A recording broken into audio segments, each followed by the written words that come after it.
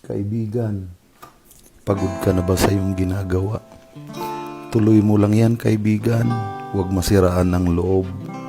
Habang buhay ang tao, may pag-asa. Sipagan mo pa, kaibigan. At laging tumawag kay bossing sa taas dahil lagi siyang nakatingin sa atin, nakaantabay. Tinitingnan ang ginagawa natin sa araw-araw. Sa tuwing nahihirapan ka, kaibigan, isipin mo lang yung buhay ng pamilya mo, yung kinabukasan nila.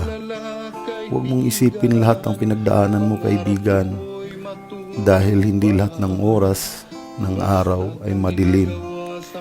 Kapag may sipag at tiyaga, liliwanag din yan balang araw. Kaya tuloy lang, kaibigan, kahit anong mangyari.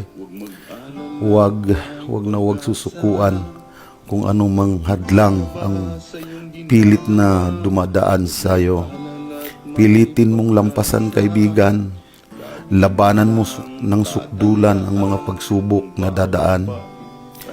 At kapag malalampasan mo yan at ginagawa mo sa malinis na paraan, tiyak si bossing ay igagrant sa'yo ang iyong hinahangad sa buhay, na mapasaya at guminhawa ang iyong buong pamilya at laging masaya.